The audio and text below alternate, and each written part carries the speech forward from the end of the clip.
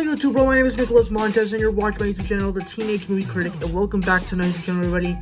I'm so excited to be back together again, and in today's video we're doing an X-Men video, but not just any X-Men video. We're not just ranking the movies, we're ranking all the movies and TV shows along with Deadpool and Wolverine. With that said, let's go in and get started ranking all 25 X-Men movies and shows from the worst to the best. Let's go in and get started.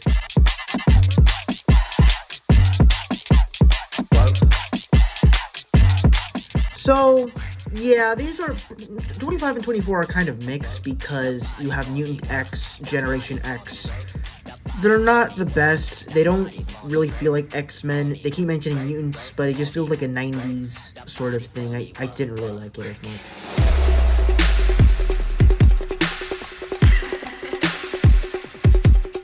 Same thing with Generation X. I just don't really like Mutant X. It was just a overall not so good show, so it comes in last.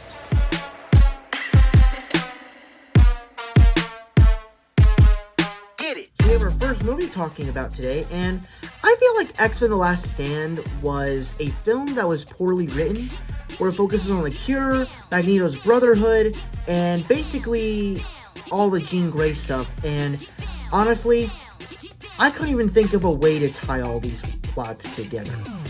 I feel like maybe one of them, like, I feel like personally, this film probably should have focused on the Brotherhood of Magneto, and then just save Dark Phoenix for Dark Phoenix, and then possibly the Cure plotline can be a plotline in X-Men Days of Future Past. This one should have just been about the Brotherhood, but it still has some good action in here, I will say.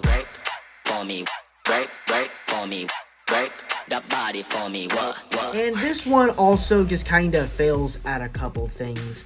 It kind of ruins the timeline in something like Patrick Stewart. He did not look like Charles Xavier did not look like Patrick Stewart in 1979 or something like that in the 1970s.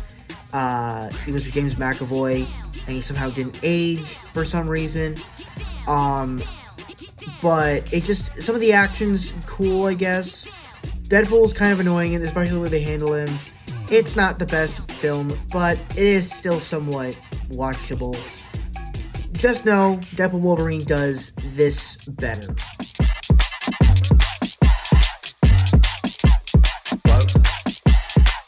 Now this one I would say is one of the better X-Men movies for me because I think it has really good action and some enjoyable moments. But at the same time, this movie just kind of lacks when it does the Phoenix story, because you have this other villain that just is not careable, but then you have the X-Men and the way the characters are acting, it just doesn't really do a good job in doing that, and it just feels like a weird ending to this version of the X-Men, that I'm hoping that we get a better version of the X-Men in the MCU, which sounds like it is going to be much better.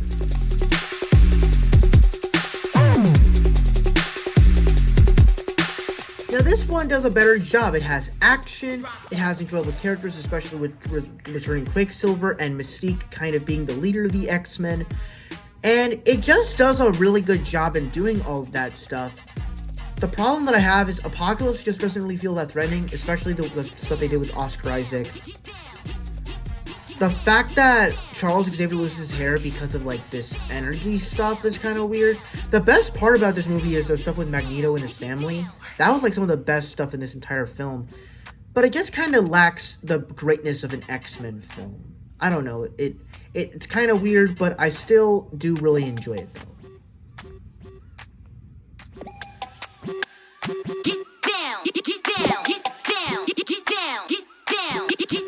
And Once Upon a Deadpool, it's not that it's a bad movie, but the big problem here with this film is that there's nothing really unique about this movie. It is just Deadpool 2 with Fred Savage in it. Deadpool telling the story Deadpool 2 to Fred Savage. That's all it is.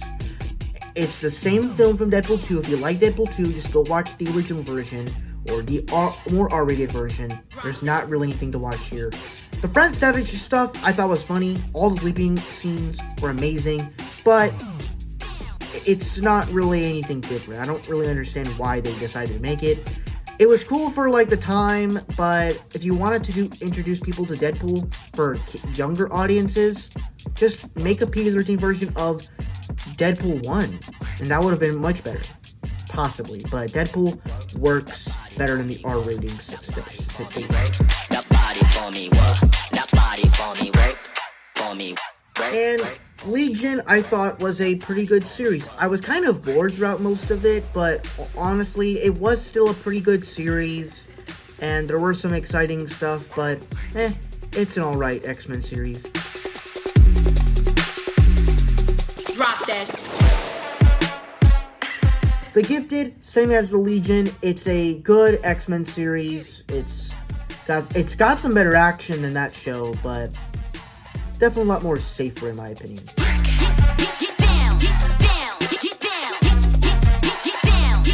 Now the Wolverine, I think is a pretty solid X-Men film. It has a little bit more edge to it. I feel like it should have been more violent, but for what I appreciated from the film, I like the action, I like the story that he's kind of suffering with some damage, but it is still kind of flawed when it comes to the story and the fact that he's fighting a giant samurai at the end of the film. It's a little weird, but I still did like it a good bit. That body for me, work for me, work for me, work. That body for me. So the New Mutants was basically the last X movie that we ever got before Deadpool and Wolverine, and I actually think it's a pretty solid X-Men movie. I thought it was I kind of would have appreciated more if it continued the story with Logan and Laura and the girls. But the story, it's kind of like a Breakfast Club meets horror film type X-Men movie. It's kind of cool. I actually enjoyed it a good bit.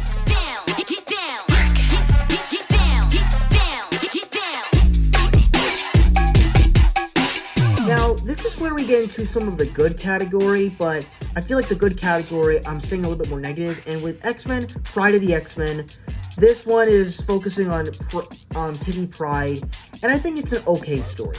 It's cool, it's got that classic X-Men animation, but there's nothing particularly exciting or very interesting to me about it.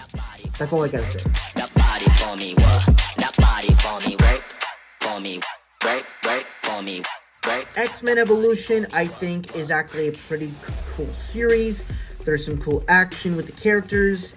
The biggest thing I hate about this, well, not hate, but I don't really like about this show, some of the character designs are kind of weird, if I'm being honest, but I still liked it for what it was.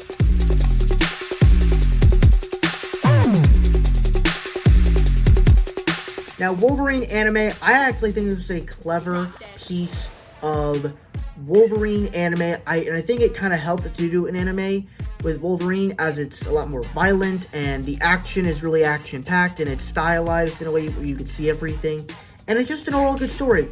Don't remember much of the story, but it has some really good action to watch.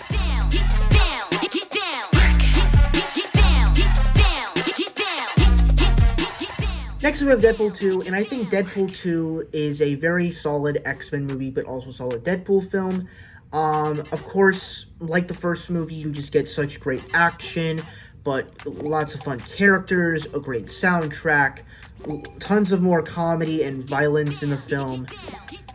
The big problem here is I just feel like there's a lot of story going on with Cable and Russell and the death of Vanessa, and then you are getting X-Force. And it just sounds like a little bit of too much, to where it's like, at this point, it just feels like a jumble of a mess, to be honest. But it's a fun mess, if I'm being honest. So it's still good, it's still great. Well, it's a B plus, but still very good. Drop that.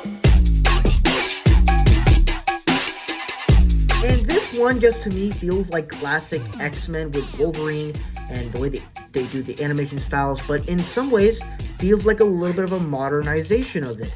And that's the part of the reason why I liked this one, so yeah, it's in my top 10.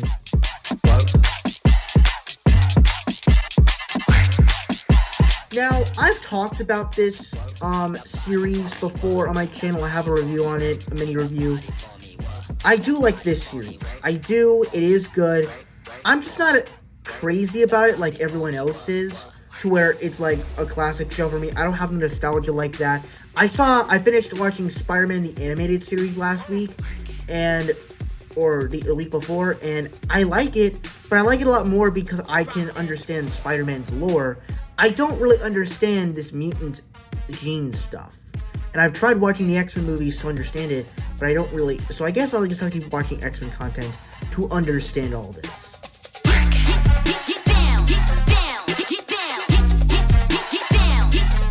Now, the original X-Men, I think, is actually very good. It introduces all these wonderful characters with Hugh Jackman Wolverine, Ian McKellen's Magneto, Patrick Stewart, Professor X, and all these pretty fun characters. It has a good story, it's also got some pretty good action, and it's also kind of funny, too. Not a big fan of the black suits, but it's a pretty good film to kick off the modern era of comic book movies.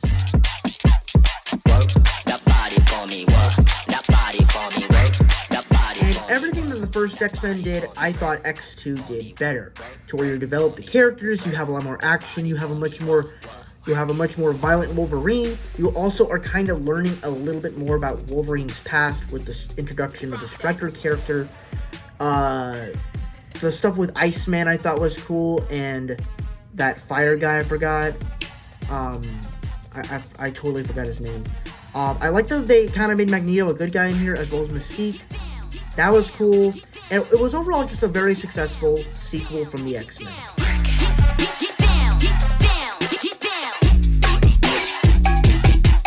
And this is actually one of the first projects in this franchise that I absolutely love. And Deadpool is no different. Deadpool is a great X-Men movie to where you just cast Ryan Reynolds, who is perfect in this role. But what makes it so great is that it's an R-rated movie to where the comedy is so crass that it's so funny, but then you just get such violent action. So you pair that two together with Deadpool breaking the fourth wall and having all these fun characters, but adding somewhat of a simple but emotional story for this character. That's so great. And as I was watching, I'm like, it's just as good as I remembered, but there's things in this movie that I think another film does better. And yeah, but it is still a great film from Marvel.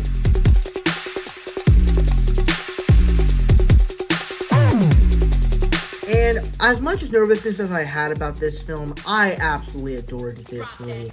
I loved all the chemistry between our characters. I loved the cameos. I loved that we got to explore more of the multiverse. And I loved all the gore and comedy that we got into the MCU. And to start the Mutant Saga, this was pretty great. I have a few issues along the way, but it honestly I honestly can think more about the good stuff than the bad.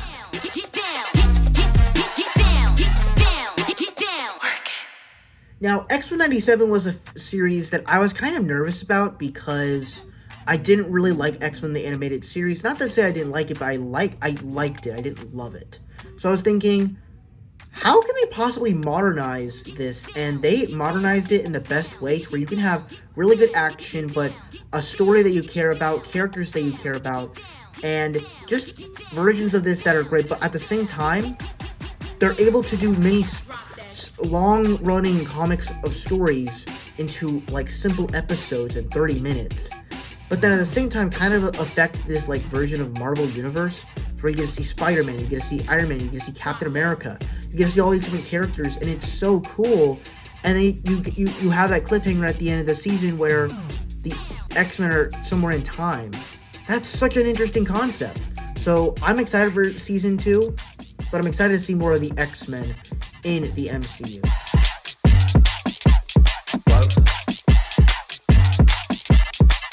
And this is a brilliant X-Men movie, and what it works so well is that it works as a standalone X-Men movie that continues off from The Last Stand, but also is a great sequel to First Class, in having a Charles Xavier that is depressed, but while it is sad and it tells a great story about believing in people, it also is just a film that's so entertaining. Quicksilver, every moment with him is great. Even the stuff they do with Magneto is really good. And it also has some exciting action. This film is fantastic on every level. I wish we could have gotten more of the original cast, considering this is like the last time we get to see them. But I rewatched it like 2 months ago, and I was like, yeah, this movie still holds up. It is still fantastic, especially since it's my first official X-Men film besides Deadpool that I ever watched.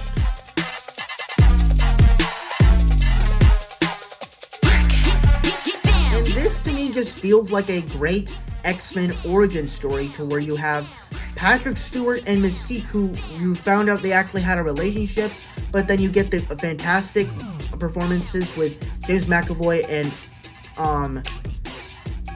Michael Fassbender as Magneto and Professor X, and their friend, you see how their friendship is done, but also how they differ in certain things because of what they experienced. But you also see the first class of X-Men that I thought was really cool, and the villains in here are memorable. It just feels like a comic book brought to life with so much memorability, and like Matthew Vaughn just brought life to this film that I absolutely loved with this movie. So I loved X-Men First Class.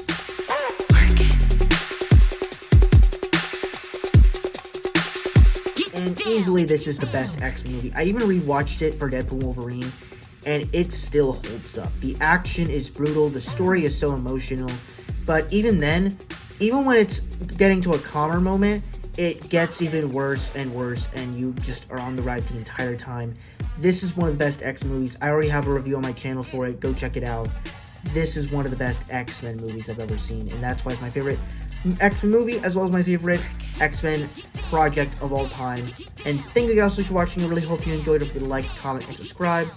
And let me know what your thoughts, what is your ranking of all the X-Men movies, or what's your favorite X-Men show or movie, whatever. And I'll see you guys in the next video. Bye-bye.